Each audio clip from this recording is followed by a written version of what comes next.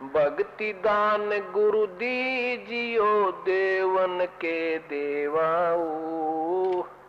भक्ति दान गुरु दीजियो देवन के देवा हो। जन्म पाया भूलो नहीं कर रह रहकर असर हो आत्मा पे, ताकि जागृति बनी रहे, बुराइयों से बच कर रहे, भक्ति में श्रद्धा बढ़े। इसलिए वो नित्य नियम सुबह का और शाम का, दोपहर का आपको दिया गया है। तो ये जो बातें आपको सुनाई जाती हैं, इनका असर थोड़ी देर रहता है, क्योंकि काल प्रेशर बहुत ज़बरदस्त है। तीनों गुणों का दबाव इतना ज़बरदस्त है। जैसे किसी की मृत्यु हो जाती है और सभी जब उसको लेकर जा रहे होते हैं, प्रत्येक आदमी के मन में एक बार अवश्य ही आती है, बताइए के लेके गया बेचारा, कल तक हाय हाय मचा रहा था, हाय मेरा यूँ नो कर दूँ, रात सब कुछ छोड़ के चलेगा। और उसका वह करके काम तमाम जब उल्टा मुँह करते हैं, वो काल उसी समय बटन ऑन कर देता है, जो तेरा काम वो रह गया, वहाँ जाना है, ड्यूटी पर जाना है, वहाँ पानी की सिंचाई का समय आ गया, चल ट्यूबवेल चलाना है, 1 सेकंड में घिघी बांध के तो कुत्ती बड़ो बढ़ा दे और चल। फिर मनमान ने कदे कोई मरे, फिर याद आवे साल 2 साल में। यह सत्संग में आने से वो बातें आपको रोज ताज़ा कराई जाती हैं, और ऐसे ताज़ा कराते रहेंगे तो जगह भी बना जाएगी। रसरी आवत जात से शिल पर पड़े निशान, और करत करत अभ्यास से जड़मती होत सुजान। अब देखो, बहुत से प्रमाण हम देखते हैं। अब पीछे से एक विमान दुर्घटनाग्रस्त हो गया, 166 में तो 8 आदमी बच भी गए। 157-58 व्यक्ति जो जहाज में जा रहे थे, वह कितने धनी होंगे, कितने सुखी होंगे, जिनको हम सुखी मान रहे हैं, जो एयरप्लेन में ट्रेवल कर रहे थे, और 1 सेकंड में उनका नहीं पता क्या होना था। तो पुण्यात्माओं, हम बालक हैं, अभी हमें डर नहीं बनता, बच्चे को भय नहीं होता, चाहे वो सर्प नहीं पकड़ ले, बिजली के तार सपारक कर रहे हों, उनमें चिंगारी पाट रही हो, उसने भी पकड़ ले, मर जाता है। और जब बच्चा समझदार हो जाता है, फिर सर्प का नाम लेने से भी वो डरने लग जाता है, चारों तरफ बुचक्का होकर देखता है, अचंभित होता है, डरता है, भयभीत हो जाता है। इसी प्रकार आप इस तत्व ज्ञान से आप शाने बन जाओगे, आपके विचार जवां हो जाएंगे, मैच्योर हो जाएंगे। तो फिर आप इन काल के झूठे सुख में आप यहाँ फंस नहीं सकते। फिर आपको डर लगने लगेगा, जरा सी बात कहती है आपके हृदय में, वही बात समाज है कि यहाँ सोचा तो बिजली गिर गई। जैसे नानक साहब जी बहुत मायूस रहते थे। पुण्यात्माओं, कुछ दिनों के बाद जब आपकी भक्ति बढ़ जाएगी, ये आत्मा के अंदर यो ज्ञान समा जाएगा, तो आपकी दशा ऐसी हो जाएगी, ठीक है चाहे वो बात हो रही है ऊपर ले मुँह तो दांत से खिसकाने पड़ जाए थोड़ी देर, लेकिन हृदय से हंसी नहीं आएगी आपको। क्यों नहीं आएगी? क्योंकि आपको वो जगह बन गई आपके अंदर कि यहाँ किस चीज़ पर दांतरे काटना, किस पर आज खुशी मनावा, किस पर नाचा गावा, कल ना भी रख के बिजली गिर जा। एक बारात गई, शाम ने तो वहाँ नाचे थे, डीजे बाजे था, हैं, सारी बहन बेटियाँ भी उसकी नाचे कूदें थी। रोहतक से चले थे कलानौर जा करके, एक्सीडेंट हो गया, वो दूल्हा भी मर गया और 15-20 और आदमी मर गए, यानी उसमें कम से कम 15-16 आदमियों की मृत्यु होगी। जब तक वो नाच रहे थे, डीजे बाजे थे, और फिर देखो कि क्या हो रहा था उसके घर में। तो पुण्यात्माओं, ठीक है ब्याह शादी भी करनी है, पर इन बकवादों की क्या आवश्यकता है जो हम बकवाद करते हैं, बेमतलब का पैसा बर्बाद करते हैं, शराब पीते हैं, दूसरे पर दहेज लेते हैं, अपने कर्म फोड़ते हैं, जहर खाते हैं वो दूसरे का पैसा लेकर के। इसी करके हम ना धनवान हो पा रहे, ना सुखी हो पा रहे। इंसान वही सुखी होगा जो अपने पैरों पर खड़ा होकर भगवान के अतिरिक्त किसी से आगे हाथ नहीं फैलावे। वो इंसान है, वो संत है, वो भक्त है, और वही सुखी होगा। उन सबको मिलाकर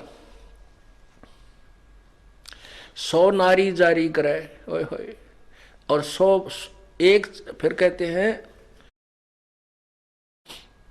मजरा पीवे कड़वा पानी, और 70 जन्म कुत्ते के जानी। ओए होए, शराब पीने वाले के 70 जन्म कुत्ते के होंगे कंटिन्यूस। आगे गधे वाली नंबर जब बाद में होगा, पहले कंटिन्यूस 70 जन्म कुत्ते के होंगे। और कुत्ते का जन्म तो एक कब तेरा। अब तो दारू पी का बकवाद करें, और फिर कुत्ता गंदे नाले का पानी पीता है। तो कहने का भाव ये बता रहे हैं परमात्मा के 100 नारी जारी करे, एक परिस्त्री गमन का कितना पाप है। 70 जन्म अंधा हो डोला है, और 70 जन्म कटे शीशम।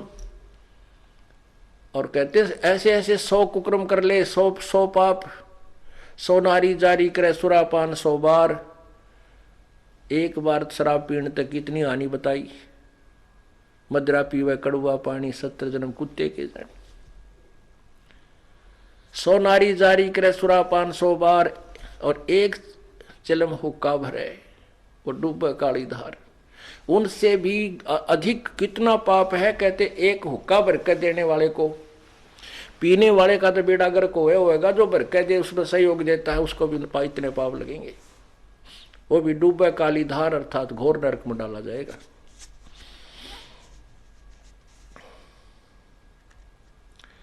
तम्बाकू कितना हानि करता है, क्यों इतना दोषी बताया, इसमें इतना दोष क्यों है।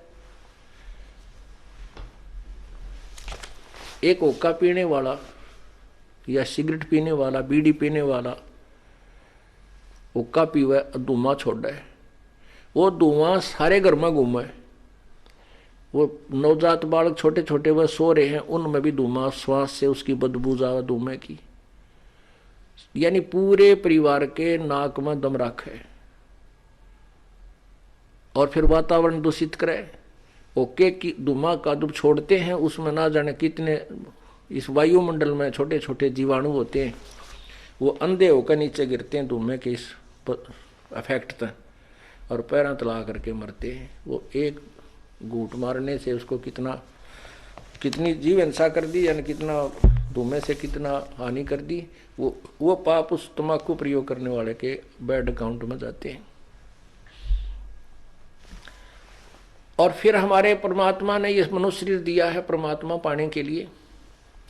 इसमें ये ईड़ा, ये पिंगला, ईड़ा और पिंगला ये 2 नाड़ी बताई जाती हैं अंदर शरीर में, और इनके बीच में मध्य में जाकर के एक सुषुम्ना नाड़ी है जिसकी सुई की नोक टेक है, ऐसा सुराख है जो भक्ति के प्रभाव से ये अपने आप लड्डर की तरह हवा भर के वो खुल जाता है, और फिर उसमें से आत्मा अंदर जाकर के फिर नीचे मूल कमल से प्रारंभ होती है।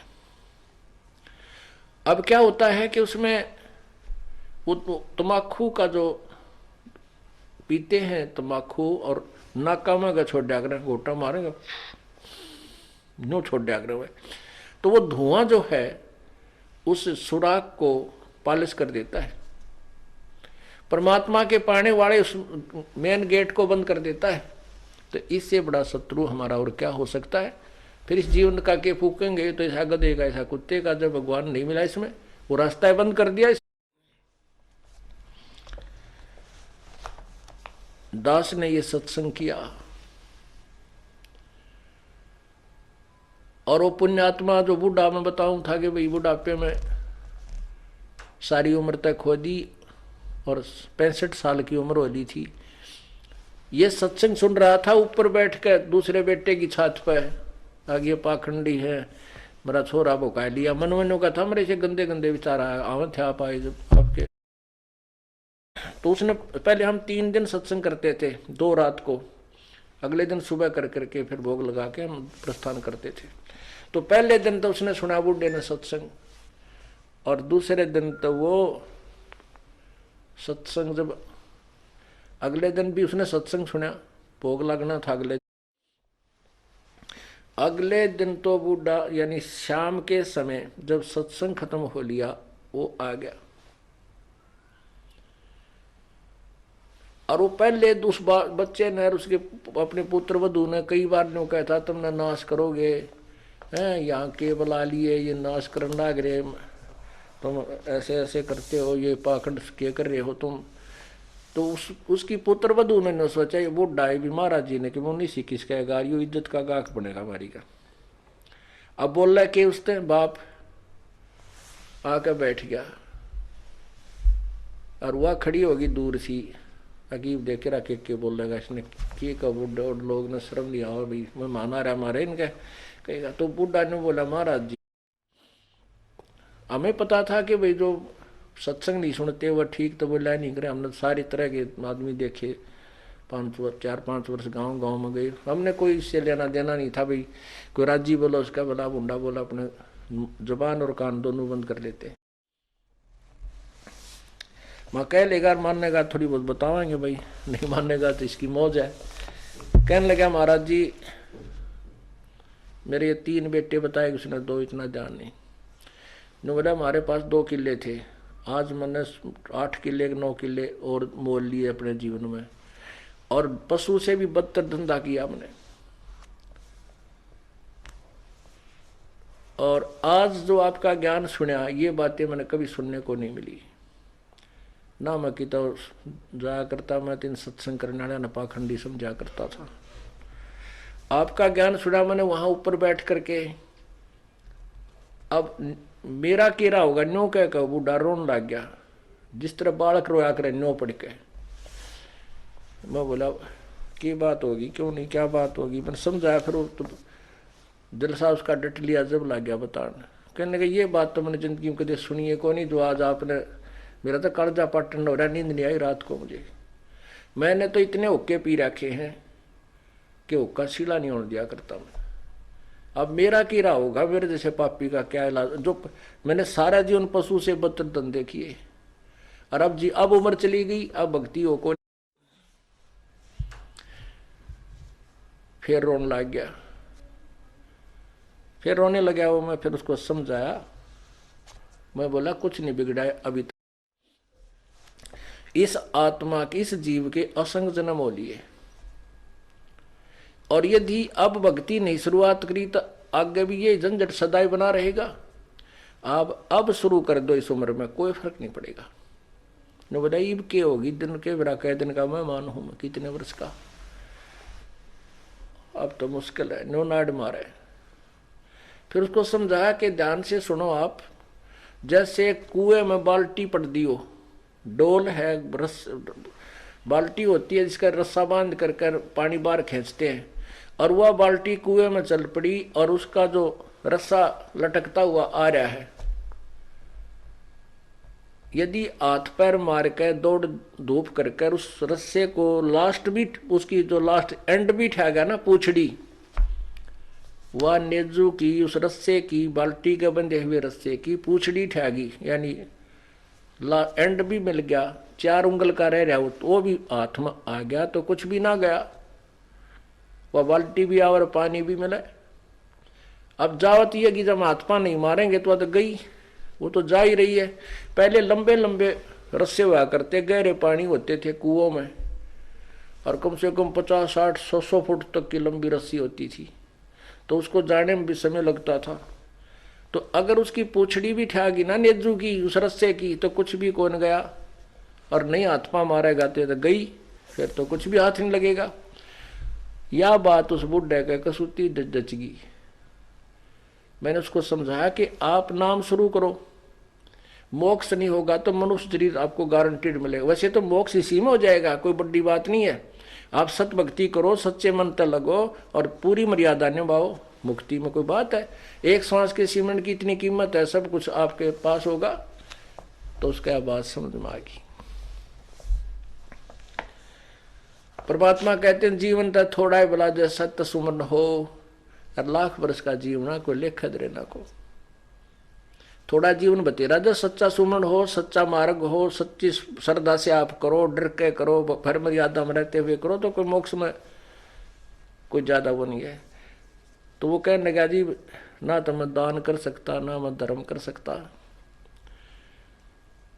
मैं बोला ये तेरे बेटे तेरे तो पहला नाम पाएंगे। जब वह बुढ़िया वह माई आ गई वहां बैठ गई, ने बोली अपने ससुर के लिए एक पाठ तो मैं कराऊंगी। मैं बोला देख हो गया तेरे दान शुरू। परमात्मा पर लगो रास्ते आप खोल देगा, कोई दिक्कत, आप सुमन करो, आपने जो सुमन से बड़ा तो कुछ भी नहीं है, बाप के हाथ में कुछ नहीं है, मान लिया। अपनी भक्ति करो, सुमन बढ़ाओ, सारा कुछ इसी में आ जाएगा। भक्ति करो डट के, क्योंकि दान धर्म सेवा जो है हम हृदय साफ करने के लिए कराते हैं। और ई बाप का कर्जा पाटन न हो यार, कुछ पाप करने जगह रही नहीं। पाप तो आप केवल इसलिए करो थे कि ये ओका पियो थे, और तेरे बच्चे बहुत समझदार हैं, आपके लिए खूब यज्ञ भी कराएंगे, ऐसी बात थोड़ी है। तो उसने उस बुढ़े नाम लिया, 10 वर्ष वो जिया, खूब डट कर भक्ति करी, तीनों नाम प्राप्त किए और अपना शरीर छोड़ के आराम से चला गया। बोलो सतगुरुदेव।